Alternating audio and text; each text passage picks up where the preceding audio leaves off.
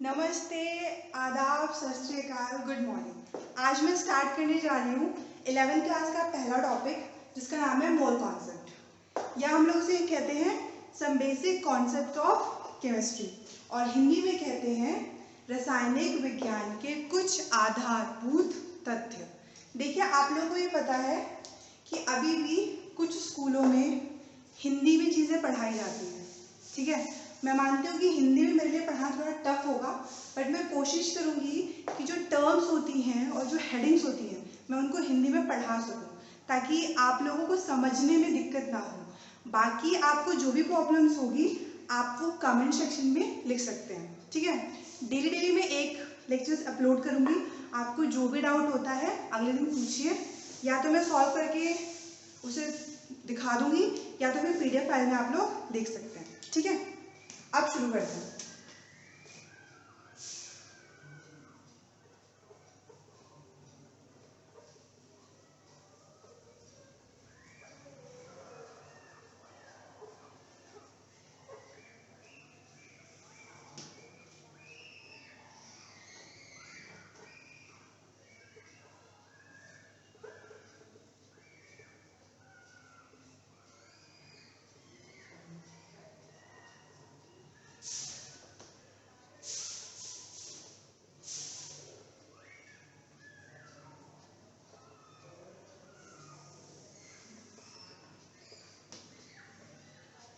देखिए, अब मैं आपको ये बताऊंगी कि जैसे हम लोग छोटी क्लासेस से पढ़ते हुए आ रहे हैं कि लंबाई को किस में मेज़र करते हैं, उसकी यूनिट क्या होती है, एरिया जो हमारा क्षेत्र है उसको किस में मेज़र करते हैं, उसकी यूनिट क्या होती है। अगर मैं बात कर रही हूँ वेट की, जिसको हम लोग भार या द्रव्यमान कहते हैं, उसकी यूनिट क्या होती है, ठीक है। उसको मेज़र कैसे करते हैं, मतलब किस क्वांटिटी के किस चीज़ के बराबर है वो। अगर मैं बात कर रही हूँ प्रेशर की, जिसको हम लोग कहते हैं दाब, दाब इसमें बहुत ज़्यादा इम्पॉर्टेंट या महत्वपूर्ण रोल प्ले करता है, जो आप लोगों को पता होना चाहिए कि उसकी यूनिट क्या होती है और वो किस किस तरीके से काम करता है, ठीक है। अब मैं एक एक करके आपको बताती हूँ। हिंदी में मैं बोलूँगी, आप लोगों से रिक्वेस्ट है कि आप इसको लिखते हुए चलें। अगर मैं यहाँ पे बात कर रही हूँ लेंथ की, जिसको हम लोग जनरली कहते हैं लंबाई, इसको हम लोग मेजर करते हैं या तो मीटर में या फिर सेंटीमीटर में। अगर मैं बात कर रही हूँ एरिया की, एरिया को हम लोग बोलते हैं क्षेत्र, इसको हम लोग मेजर करेंगे मीटर स्क्वायर में या फिर सेंटीमीटर स्क्वायर में, ठीक है। अगर मैं बात कर रही हूँ वेट की, जिसको हम लोग कहते हैं भार या फिर द्रव्यमान, ग्राम में, केजी में, बहुत सारी यूनिट है, आप इसमें फिलहाल मेजर कर सकते हैं, ठीक है। अगर मैं बात कर रही हूँ वॉल्यूम की, जिसको हम लोग कहते हैं आयतन, इसको मेजर करने की बहुत सारी यूनिट है, litre, millilitre, decimetre, centimetre cube, metre cube, बहुत सारी यूनिट है। ये तो आपको पता ही होगा कि 1 लीटर किसके इक्वल होता है, 1000 ml के, ये तो जनरल बात होती है। अब अगर मैं यहाँ पे जो दूसरा आपका जो सबसे इम्पोर्टेंट पॉइंट है वो ये है कि प्रेशर क्या होता है, दाब क्या होता है, जो आप लोगों ने पढ़ा होगा। अगर मैं बात करूँ प्रेशर की, तो प्रेशर की बहुत सारी यूनिट होती है और प्रेशर पे क्वेश्चन हमेशा आते हैं, चाहे आप उसकी बात 11th में करें, चाहे आप उसकी बात JEE मेंस के लिए करें, चाहे आप उसकी बात नीट एग्जाम के लिए करें, ठीक है। अगर मैं यहाँ पे बात कर रही हूँ प्रेशर की, जिसको हम लोग कहते हैं दाब, तो इसकी यूनिट हम लोग मेजर करते हैं ATM में, बार में, पास्कल में, टॉर में, mm ऑफ Hg में। जैसे आप लोग सब लोग जानते होंगे कि प्रेशर किसके इक्वल होता है, फोर्स अपॉन एरिया के, ठीक है। अब अगर मैं बात करूँ फोर्स, तो फोर्स की यूनिट क्या होती है, न्यूटन, और एरिया क्या होता है, मीटर स्क्वायर। ये जो 1 न्यूटन पर मीटर स्क्वायर है, ये किसके इक्वल होता है, 1 पास्कल के, जिसको हम लोग शॉर्ट में लिखते हैं 1 PA, ठीक है। मतलब ये एक तरीका है इसको डिनोट करने का। इसके बाद जो सबसे इंपॉर्टेंट यूनिट होती है प्रेशर की, दैट इज एटमॉस्फेरिक प्रेशर, मतलब वायुमंडलीय दबाव। अगर मैं बात कर रही हूँ एटमॉस्फेरिक प्रेशर की, तो एटमॉस्फेरिक प्रेशर 1 ATM, जो बेसिकली SI यूनिट है प्रेशर की, उसको किसमें हम लोगों को मेजर करना है वो देखो। अगर मैं बात कर रही हूँ 1 ATM की, तो 1 atm होता है 1.013 इंटू 10⁵ पास्कल। अगर मैं बात करूँ 1 atm कितने बार के इक्वल होता है, तो 1 atm इज इक्वल टू 1.013 बार। और यही जो 1 बार होता है ये किसके इक्वल होता है, 10⁵ पास्कल के। और यही 1 atm किसके इक्वल होता है, 760 टॉर के। और यही 1 atm 760 mm ऑफ Hg या 76 सेंटीमीटर ऑफ Hg के इक्वल होता है।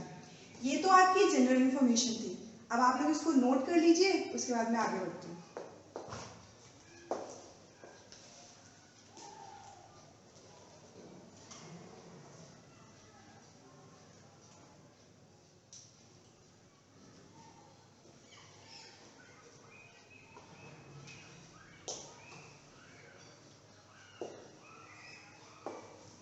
आप सबने लिख लिया होगा, अब आगे बढ़ते हैं।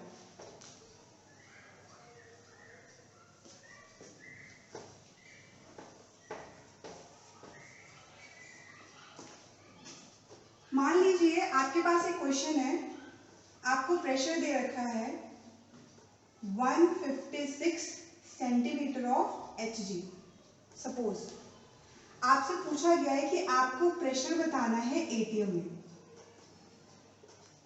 ठीक है, देखिए अभी हमने पढ़ा कि जो 1 atm होता है वो किसके इक्वल होता है, 1 atm 760 mm ऑफ Hg के इक्वल होता है। और ये 760 किसके इक्वल हो जाता है, 76 सेंटीमीटर ऑफ Hg के। अभी हमने पढ़ा था। तो मैं ये कह सकती हूँ कि जो 1 atm है वो किसके इक्वल हो जाएगा, 76 सेंटीमीटर ऑफ Hg के, कह सकती हूँ। तो अगर मुझे प्रेशर फाइंड आउट करना है एटीएम में, तो यहाँ पे जो वैल्यू दे रखी है 156, या आप इसको अगर इसको इजीली डिवाइड करना है तो हम यहाँ पर एज्यूम कर लेते हैं 152, ताकि कैलकुलेशन आसान हो जाए, वरना डेसिमल में आंसर आता। अभी इनिशियल स्टेज है, इसलिए जो डेसिमल वाली जो कैलकुलेशन है उसे बाद में करेंगे। ठीक है, तो यहाँ पे मैंने ले लिया 152 सेंटीमीटर ऑफ Hg और इसको किसे डिवाइड कर दिया, 76 से। पूछा गया ना एटीएम में, तो ये कितना हो जाएगा, 76 2 जा, तो इसका आंसर कितना आ जाएगा, 2 atm। समझ में आया?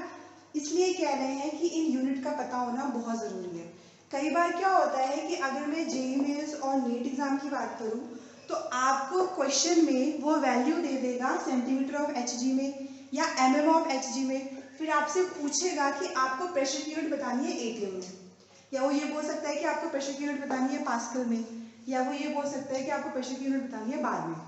ऑप्शन जो 4 ऑप्शन होता है ना, उसमें बार में भी दे सकता है, पास्कल में भी दे सकता है, मतलब कुछ कह नहीं सकते कि वो किस में दे सकते हैं। तो आपको अगर वैल्यू पता रहेगी तो आपको क्वेश्चन सॉल्व करने में कोई दिक्कत नहीं आएगी।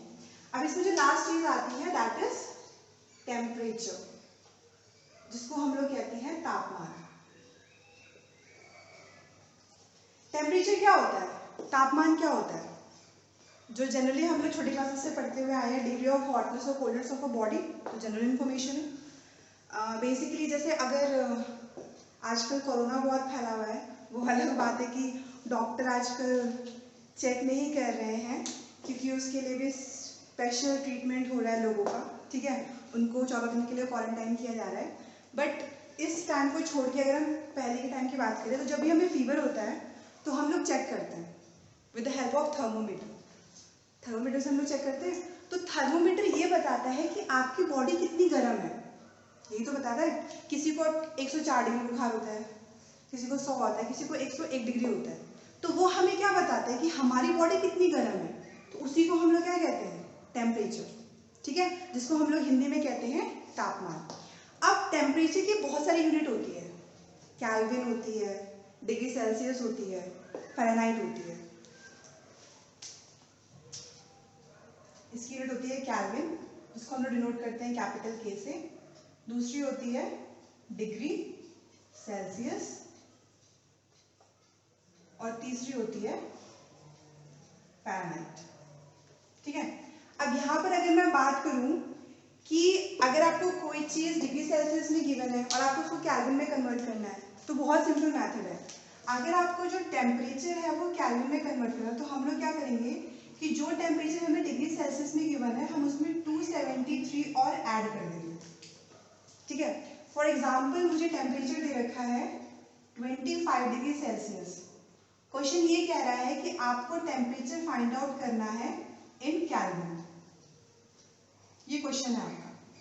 ठीक है, अगर मुझे टेम्परेचर केल्विन में फाइंड आउट करना है तो मैं क्या करूंगी 25 प्लस 273 ऐड कर दूंगी डायरेक्ट, तो कितना हो जाएगा, दिस विल बिकम 298 केल्विन। ये तो होगी कैलकुलेशन। यहाँ पर एक और फॉर्मूला आता है जो बहुत इंपॉर्टेंट है, जो आप लोगों ने 10th क्लास में मैथ्स में पढ़ा होगा अगर आपको याद हो। फ़ारेनहाइट में बहुत सारे क्वेश्चन आते थे। कई बार क्या होता था कि आपको जो टेम्परेचर है वो फ़ारेनहाइट में गिवन होगी और आपको टेम्परेचर फाइंड आउट करना है इन डिग्री सेल्सियस, या जो आपको 4 ऑप्शंस दिए होंगे जे मेंस या नीट में या कैलकुलेशन में पूछ रहा होगा तो वो डिग्री सेल्सियस में होगा। तो इसका तरीका क्या होता है, इसका सीधा सीधा फॉर्मूला है, that is C/5 F minus 32/9। ये होता है आपका फॉर्मूला। अगर आपको फ़ारेनहाइट में वैल्यू गिवन है तो वो वैल्यू यहाँ पे पुट करो, तो जब आप इसको सॉल्व करोगे तो आपको टेम्परेचर किसमें मिल जाएगा, डिग्री सेल्सियस में। ठीक है, वैसे इस पे तो कम ही क्वेश्चन आते हैं, जनरली किस पर आते हैं, केल्विन पर आते हैं या फिर डिग्री सेल्सियस पे। ठीक है, अब आप इसको लिख लीजिए।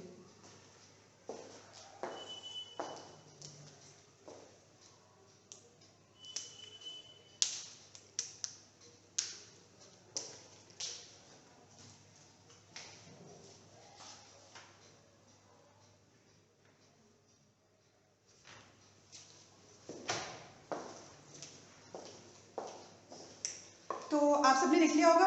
अब देखिए, आज का मैं जो ये लेक्चर है वो मैंने बहुत कम मिनट का बनाया है, मैं उसको आज यहीं पे शट डाउन कर रही हूँ। ठीक है, और आपसे रिक्वेस्ट है कि कल मैं इसके आगे का टॉपिक पढ़ाऊंगी। कल क्या पढ़ाऊंगी मैं वो भी बता देती हूँ। कल हम लोग पढ़ेंगे मोल्स के बारे में। ठीक है, मोल्स उनको भी डिवाइड किया गया है 3 पार्ट्स में। पहला जो मोल्स हम लोग पढ़ते हैं इन टर्म्स ऑफ क्वांटिटी, जिसको हम लोग कहते हैं कि मात्रा के तौर पे। ठीक है, दूसरा हम लोग पढ़ते हैं इन टर्म्स ऑफ मास, जिसको हम लोग कहते हैं द्रव्यमान। तीसरा हम लोग पढ़ते हैं इन टर्म्स ऑफ वॉल्यूम, जिसको हम लोग कहते हैं आयतन। अगर मैं यहाँ पे क्वांटिटी की बात करूँ तो क्वांटिटी का मतलब क्या हुआ, मात्रा का मतलब क्या हुआ। जैसे आप लोगों को पता है कि अगर मैं बात करूँ एक दर्जन केला जो होता है उसमें कितने बनाना होता है, 12। ठीक है, 1 डजन का मतलब क्या होगा, 1 डजन ऑफ बनाना का मतलब क्या होगा, 12 क्वांटिटी ऑफ बनानास। ठीक है, ये जो छोटे छोटे एग्जाम्पल्स हैं ये कल मैं देके पढ़ाऊंगी। बाकी आप लोग इसको करिएगा, इस पे क्वेश्चंस करिएगा, ये जनरल इन्फॉर्मेशन है। इसमें कोई डाउट होता है तो कमेंट कर सकते हैं, और जो भी प्रॉब्लम होगी हम लोग कल डिस्कस कर लेंगे। कमेंट्स में जो भी लोग कमेंट करेंगे मैं उसको कल डिस्कस करूँगी। ठीक है, तो हंसते रहिए, मुस्कुराते रहिए और पढ़ते रहिए और घर पे रहिए, सुरक्षित रहिए। Good night.